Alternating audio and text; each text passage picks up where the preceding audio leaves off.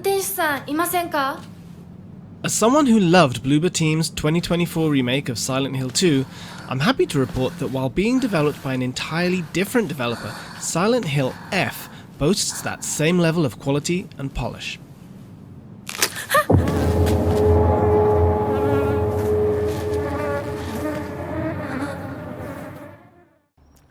From story to world building, from graphics to combat and exploration, Taiwan-based developer Neobards has created an experience that meets the high bar set by the Polish developer, albeit in a drastically different setting.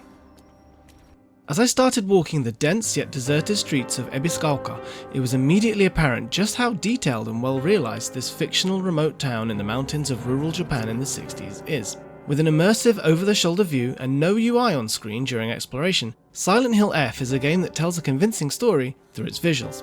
Ebiscauca is undoubtedly one of the most impressive contemporary Japanese townscapes I've ever seen in a video game, and that comes from someone who has lived in Japan for the majority of his life and loves games like Shenmue, Persona, and Ghostwire Tokyo. One of the few minor issues I had with the Silent Hill 2 remake was that the majority of its playtime is spent inside buildings and facilities. While these functioned as well-designed dungeons packed with horrifying enemies to fight and intricate puzzles to solve, the increase in volume compared to the 2001 original made it feel like exploration of the actual town of Silent Hill was limited. And so I was pleasantly surprised that the vast majority of my playtime with Silent Hill F was spent exploring Ebiscauca, which oozes with atmosphere. Files and other documents scattered throughout the town add context to Ebiscauca, which flourished as a mine town during its heyday. Now it has become a largely forgotten village, and its people are stuck in old ways, such as favouring traditional healthcare methods over modern medical science, and being overly devout to the Shinto deity Inari. The context of Ebiscauca and its people immediately feel like they are an integral part of Silent Hill F's cohesive story, which made me eager to go off the beaten path and obtain every hidden file. The game starts after protagonist Hinako, a female high school student, runs away from home after being scolded by her drunk father. Walking the empty streets of Ebiscauca, heading to the local candy store to meet up with Hinako's fellow high school friends feels like an authored walking simulator reminiscent of games like Everybody's Gone to the Rapture and The Vanishing of Ethan Carter. Of course, it doesn't take long until Hinako and her friends discover something is wrong in town, and before you know it, Hinako is holding an iron pipe in her hands, an iconic weapon of the series. Ebiscauca then gradually proves to be not just suited for a captivated walking simulator experience, but also the perfect setting for a horror game, as its narrow alleys and staircases are ideal to hide enemies behind corners, while also functioning as a maze for the player to get lost in. In some instances, doors left ajar and open windows invite Hinako inside traditional tatami-floored houses, where she will have to solve simple puzzles in order to make her way through to the next area. These puzzles play out in an unconventional way. One puzzle, for example, had me obtain keys to a locked door, but there was nothing noteworthy inside. Then, as I went back to the corridor, another door suddenly swung open, which gave me the chills. Silent Hill F's scenario writer, Yukishi07, sees Japanese horror as a subgenre that doesn't so much rely on threats to the protagonist's life, but rather makes you feel uncomfortable by creating situations that feel off. When you think about it, Silent Hill is a series known for just that.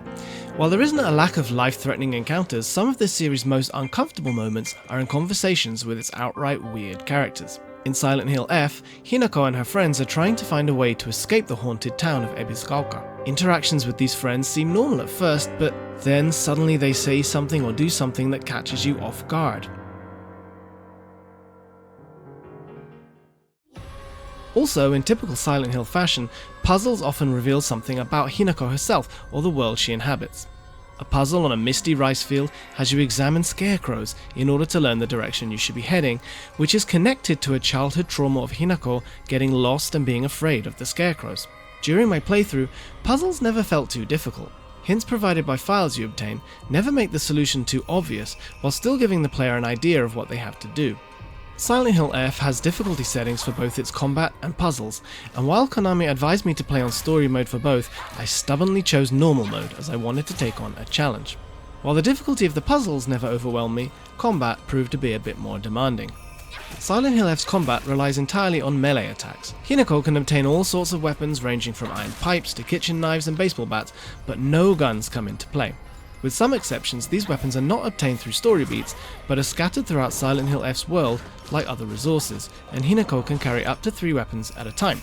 As you wield iron pipes and stab at enemies with knives, you will notice that the game has weapon durability. It is a nice touch that weapons that are about to break actually change in appearance, so expect to be holding a bent pipe or a broken bat. This also functions as a hint to the player, which Hinako will acknowledge by mentioning that she should fix it. Weapons can be fixed by using a repair kit, but these are so scarce that on many occasions you will have to say goodbye to your new favourite weapon. While weapon durability is often regarded as a burden in games, it works here, as finding a new weapon and repair kits quickly becomes an integral part of the resource management that the survival horror genre is known for, especially since you won't be having to look for ammo this time around. A clever system allows you to turn in your resources for an in-game currency at save points, which can be used to increase your stats or obtain new amulets that can be equipped to give you certain buffs. That means that if you are careful and don't waste your resources, leftovers can be turned into something useful, which feels like a great reward to a well-planned expedition. Combat itself has a similar feel to Silent Hill 2's close-range combat. You can dodge enemy attacks with the DualSense's circle button, while you can activate light and heavy attacks with R1 and R2 respectively. Your limited reach and lengthy attack motions give a realistic, weighty feel to combat. Heavy attacks especially are slow and need to be timed well, contributing to the feeling that Hinako is just a teenager with limited strength. What sets Silent Hill F's combat apart from Silent Hill 2's more limited melee combat is the implementation of timed dodges and counterattacks. The latter in particular deals a lot of damage and is key in battle. Enemies briefly show a sign when a counterattack can be utilized, but unless you have trained your reflex skills by playing games of the likes of Sekiro, you will likely have a hard time reacting. That's where the focus mode comes in, which can be triggered by holding L2. Sadly, we don't have any footage of it, but when in focus mode, enemy signs for counterattacks appear for longer, while also charging up a power attack that staggers an enemy. That means you might head into focus mode with the intention of going for a counterattack, but find yourself switching to a power attack when it charges before the enemy shows an opening. Focus mode is tied to Hinako's mental energy gauge, which exists separately from her stamina and health bar. Interestingly, the upper limit of her mental energy decreases when enemies do something that scares her, or when she is frightened by a certain event, connecting the gameplay to the story and Hinako's mental state. Luckily, there are items that can recover the upper limit of your mental energy gauge, but Hinako's stamina is limited too. When she runs out of stamina and mental energy, she can become so frightened and tired that she won't even be able to move for a while. Managing her energy resources, therefore, is key to survival. Fighting one regular enemy is fairly manageable, but when confronted by multiple enemies, running away often felt like the best option, especially since enemies don't give experience points or drop resources. Combat was fun enough that I found myself actively engaging in combat even if there wasn't a real benefit to it, beyond being able to explore the environment more freely. While keeping combat engaging and complex, Silent Hill F does a great job in making the player feel weak. The game cleverly incorporates this by having what seems to be a boss battle at first actually play out as a sequence in which the player has to find an escape route. Another iconic element to the series is the existence of an alternate world, which is present in Silent Hill F as well. Hinako is occasionally transported to a different dimension that shows a more traditional Japan, where a mysterious masked figure guides her through the grounds of various shrines. Here, Hinako obtains traditional Japanese weapons such as the naginata, a pole weapon with a curved blade on the end, similar to a glaive or halberd that is known to be mostly used by women. Weapons that Hinako finds in this alternate world don't break, but Hinako won't be able to carry them over to Ebisugaoka.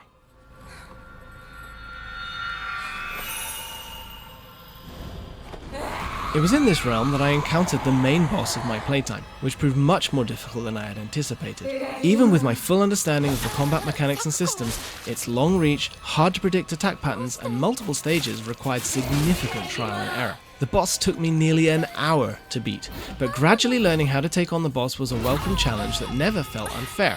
For reference, my colleague was playing on story mode and defeated the boss on his second try, but an acquaintance from another media outlet who was also playing on story mode didn't manage to defeat the boss at all and ran out of time. While he didn't specifically mention the Souls-like genre, series producer Motoi Okamoto says that Silent Hill F's combat was inspired by the current popularity of more difficult action games. With multiple difficulty settings, Silent Hill F is by no means a Souls-like, but its boss design shares a similar learning curve that ultimately results in a great feeling of satisfaction when you beat it. The last part of my demo took place inside a school, which was essentially a dungeon similar to Silent Hill 2's aforementioned apartment buildings, hospitals, museums and hotels. Upon entering the school, Hinako obtains a map of the building, which the player will have to use to navigate their way through. Luckily, Hinako is just as diligent a note-taking enthusiast as Silent Hill 2's James, so whenever you learn that a door is locked or that there is a passage somewhere, it will be noted for you on the map. Inside the school, I had to solve a multitude of puzzles in order to find keys to reach different classrooms and floors while fighting and running away from enemies along the way. According to Okamoto, the average playtime for Silent Hill F will be about 12 or 13 hours, which should indicate that I've played through roughly 1/3 of the game.